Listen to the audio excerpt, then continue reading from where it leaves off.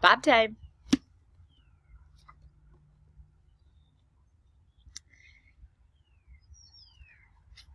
Uh-oh, I didn't put a bookmark in. All right, dream. This morning I wake up in my cozy bed, way too early for Julia to make me breakfast. She and her mom and dad are still asleep, and even the guinea pigs are silent. My belly grumbles, and once again I curse my numbleness.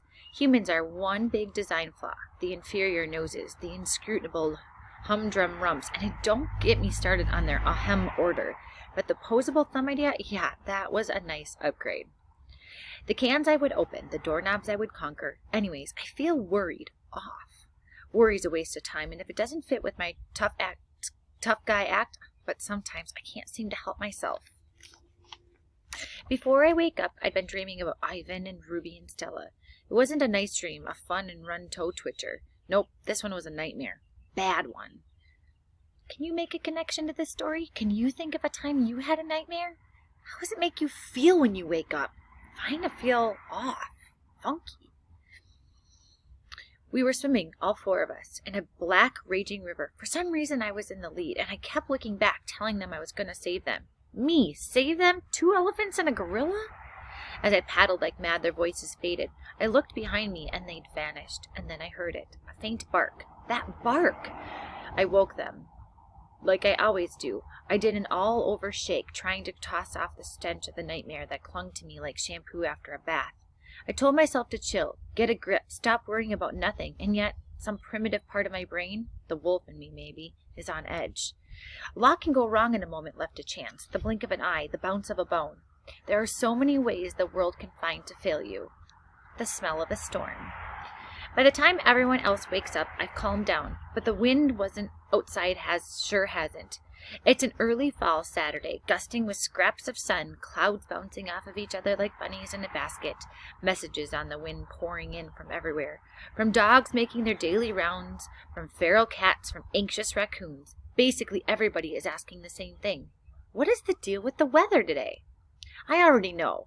Weather Channel was on last night with a screen full of big, white, cotton candy-looking swirls. Julia's dad, George, has already taped up several windows.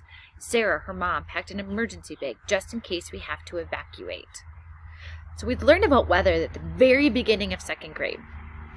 So you got all those clues. The clues were big, white, cotton candy-looking swirls. He taped up the windows. They have an emergency bag. What kind of weather do you think is happening? See if they tell us. Another hurricane is on its way. There it is. 3rd this season. Not as big as the last couple, but slow moving. I've seen the routine, know the ropes. Once breakfast is done, I sit on the couch in the living room waiting impatiently for Julia to come home so she can take me on our daily stroll. She has a dog walking service, and she's out walking other dogs. I get my own private walk, because she's my own private girl. I can practically taste the storm coming through the open window. The back of my throat tingle, the metallic edge, the fizzy energy. But it's more like that. It's as if the air is up to no good, sneaking up on the world and looking for trouble. On the poetry of stink. Of course not everybody can smell what I'm smelling. My nose is a zillion times more powerful than a human's. Dogs are experts at odor, students of stink. We analyze the air the way humans read poetry, searching for invisible truths. Look at that connection. That's an awesome connection. The students of stink, they analyze the air like we read poetry. And we don't just smell the good and the bad stuff that people notice with their substandard nostrils. The usual suspects, popcorn and lilacs and freshly sharpened pencils, diapers and Brussels sprouts and freaked out skunks. No, our noses get it all, the whole shimmery double rainbow in April. Humans, they're lucky to get a cloudy day in November. We get the molecule roast beef dancing on the wind 50 miles from the tidy kitchen where it just slid out of the oven. We get the cherry lollipop under the backseat of the Honda 16 cars up on the highway at rush hour. We get the things humans can't even dream of getting. We're the ones who find the miracle earthquake baby cuddled in her crib underneath tons of rubble. We're the ones who find lost hikers in the wilderness after a quick whiff of a sweaty sock. We can tell when everyone's sick. We can smell seizures and cancer and migraine headaches.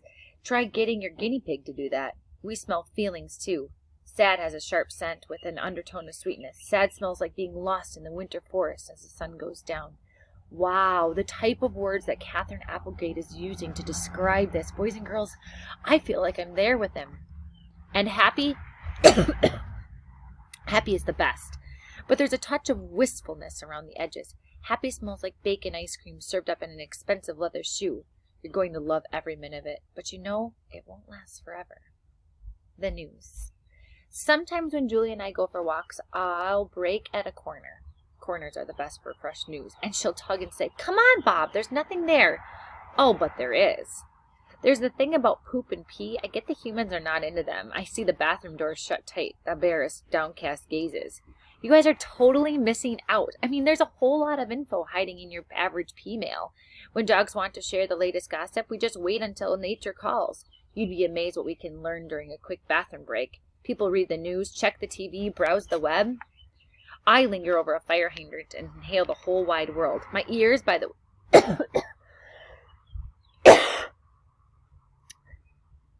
are almost as remarkable as my nose. I pick up on all kinds of things humans can't hear. Tickle in my throat.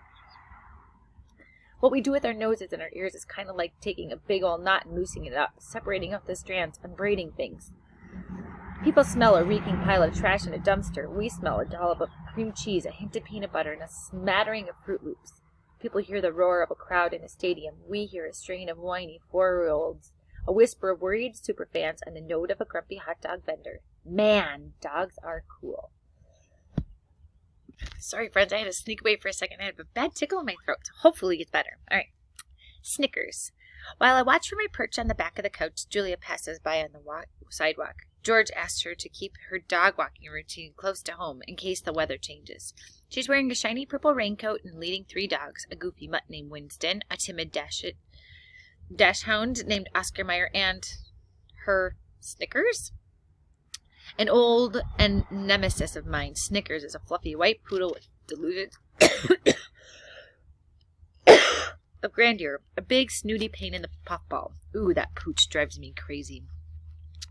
Our mutual dislike goes back to my early days as a stray. Snickers was a fancy, pampered, sleep in a pink satin pillow kind of gal.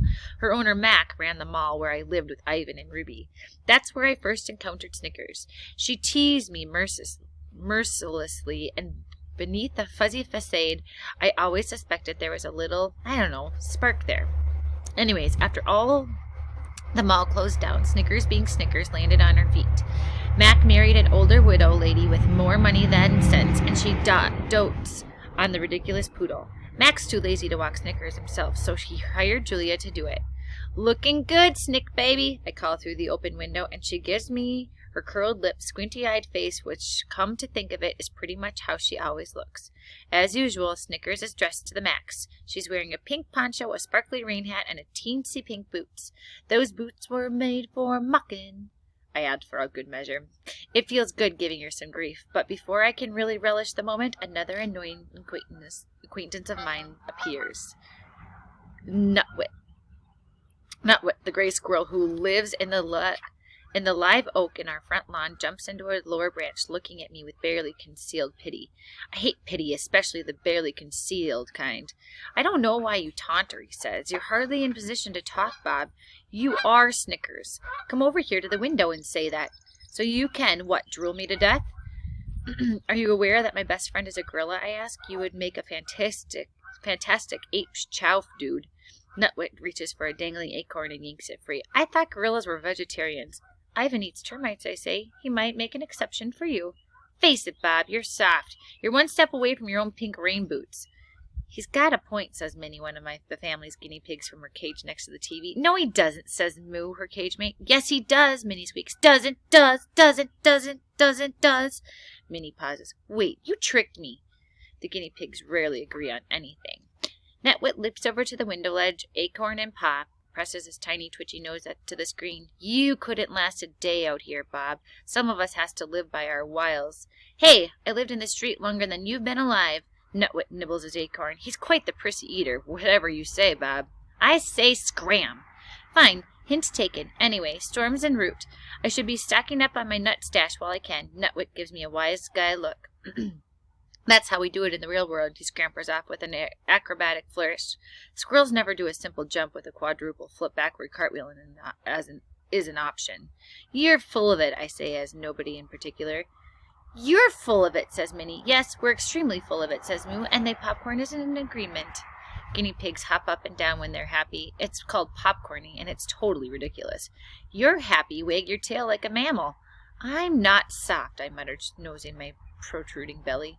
I leap with effort off the couch, then I head to the bathroom for a good long drink from the water bowl of power.